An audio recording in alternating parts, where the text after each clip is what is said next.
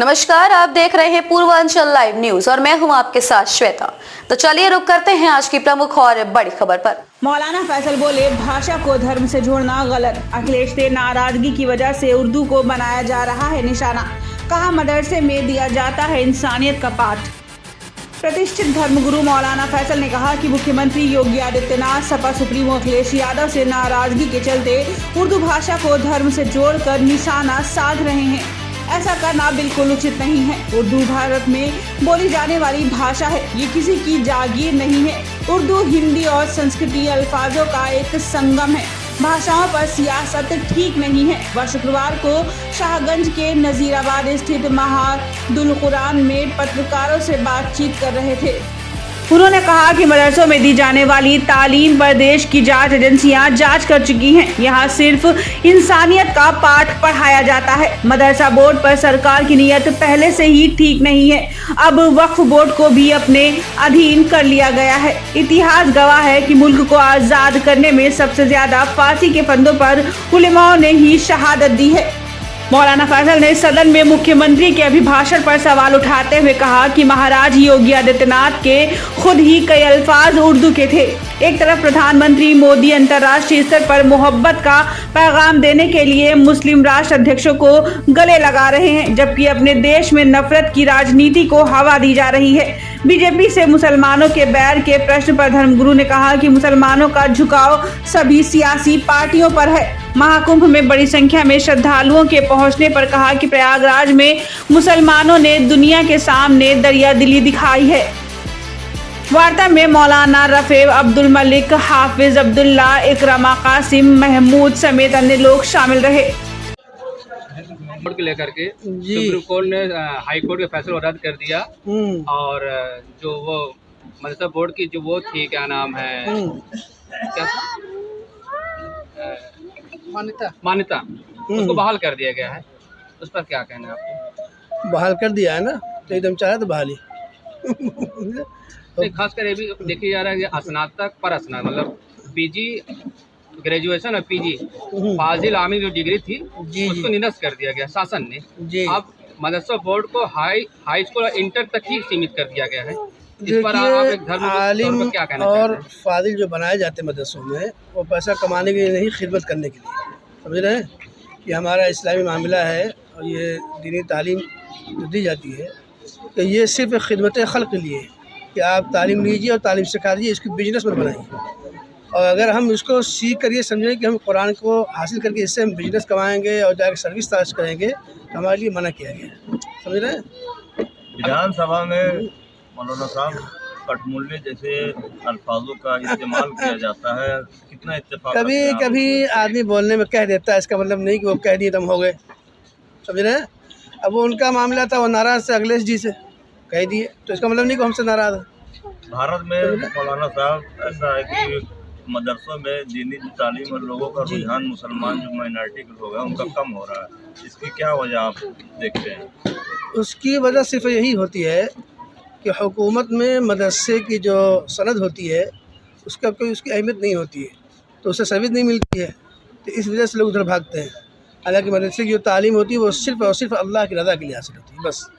तो ऐसा नहीं हो सकता कि मदरसों में दीन और दुनिया दोनों दी जाती है? अल्हम्दुलिल्लाह दोनों दी जा रही है। तो हमारे यहाँ जो है हमारे यहाँ देखिए दी जाती है अल्हम्दुलिल्लाह। हमारे यहाँ भी जो तालीम, अभी हमारा मदरसा बहुत छोटा सा, बहुत बड़ा नहीं है, 2012 में कायम हुआ है। अपनी ज़ाती ज़मीन को लोगों ने वक्फ कर दिया है। LKG से 5 तक मुकम्मल इंग्लिश वगैरह पूरा इंग्लिश है, जोग्राफिया है, साइंस है, हिंदी है, मैथ है, सब सारी तालीम है। उसके साथ साथ हमारी दीनियात भी है। और हमने तो ये भी निज़ाम बना रखा है कि LKG से लेकर 5 तक पहुँचते पहुँचे बच्चा हाफिज़ कुरान भी हो जाए, और हो भी रहे हैं। एक बच्चा खड़ा है, उसके 3 भाई हैं, तीनों इसी में हाफिज़ हो रहे हैं अल्हम्दुलिल्लाह। आपको नहीं लगता मौलाना साहब की जो है माइनॉरिटी में शिक्षा के प्रति जागरूकता लाने के लिए बहुत बड़ी क्रांति की ज़रूरत है? और ये लोग कर रहे हैं अल्हम्दुलिल्लाह। तालीमी मेयार अल्हम्दुलिल्लाह उठा हुआ है, मगर धरातल पर दिखाई नहीं देता। दिखाई नहीं तो अलग चीज़, लेकिन अल्हम्दुलिल्लाह तालीम पर मेहनत करना है कि जो दिखता है वही बिकता है, नहीं दिखेगा नहीं।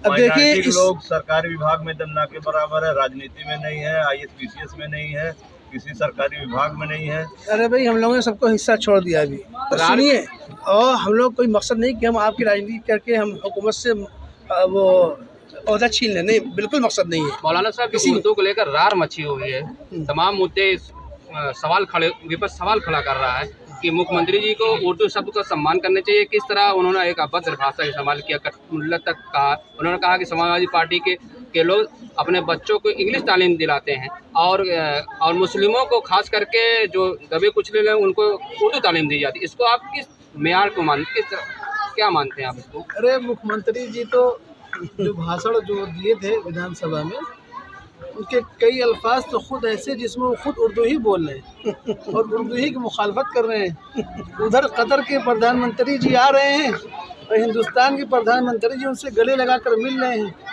एक तरफ तो मुसलमान से मोहब्बत को दिखाया जा रहा है और दूसरी तरफ मुसलमानों से नफरत को सिखाया जा रहा है, सबक दिया जा रहा है। तो ये तो बड़ी अजीब बात है। हिंदू धर्म में मौलाना साहब कुंभ का जो महाकुंभ का जो मेला चल रहा है उसमें मुसलमानों की बाइकाट की बात कही गई थी, क्या कहते हैं आप इस पर? बेहतर मुसलमानों को बाइकाट नहीं, बेहतर रोक दिया गया बेहतर नहीं। आपका धार्मिक मामला है उसमें क्यों जाए? नहीं, जाने का मतलब है कि जो दुकानदार है, छोटे मोटे जो उद्योग लगाते हैं, जो अपनी रोजी रोटी चलाते हैं, 4 पैसा जो तो रोजी का वहीं खाली लिखी हुई कि आपको रोजी वहीं से मिलेगी। असल में जो धार्मिक चीज़ें होती हैं तो धार्मिक लोगों का एक अपना निज़ाम होता है, सिस्टम होता है। तो वो उसी सिस्टम के तहत उनका ये कहना होता है कि भाई इन लोगों को यहाँ पर आने की इजाज़त है, इन लोगों की इजाज़त नहीं है। तो उनका एक अपना निज़ाम था, उन्होंने अपने निज़ाम के तहत उन्होंने ऐसा फैसला लिया कि मुसलमान यहाँ पर ना आए। और फिर मुसलमान जाके वहाँ करे क्या? उनका उसके पहले तो ऐसा होता था कि जो है किसी को रोक टोक नहीं था। हाँ, तो इनका एक अपना अलग दूसरा निज़ाम होगा, इनका एक अपना नज़रिया है कि यहाँ सिर्फ हिंदू ही हैं, मुसलमान ना है। तो बहरहाल इसमें कोई हमारा ये हक है कि हम मोहब्बत पेश करते रहे भाई, समझ रहे हैं। शिक्षा की बात की जाए और तो हमदर्दी शिक्षा को लेकर सरकार से क्या पहल चाहेंगे? किस तरह से उर्दू शिक्षा को सरकार बढ़ावा दे सकती है, क्या राय देंगे आप? उसमें हम क्या कहें, वो तो लोकसभा में खुद पास करते हैं, अल्हम्दुलिल्लाह खुद पास किए हुए खुद रोक रहे हैं, हम क्या करें उसमें हैं। और उर्दू ज़बान और फ़ारसी ज़बान हिंदुस्तानी की ज़बान थी। आप देखिए आज भी अल्फाज, तहसील आप जाते हैं, क्या कहते हैं तहसील कौन सा लफ्ज़ है? बैनामा कौन सा लफ्ज़ है? वकील कौन सा लफ्ज़ है? समझ रहे हैं आप? ये सब पैमाइश कौन सा लफ्ज़? ये सारे अरबी, उर्दू, हिंदी, अंग्रेज़ी सब मिल के मजमूआ उर्दू है। कहने मतलब उर्दू को धर्म से न जोड़ा जाए?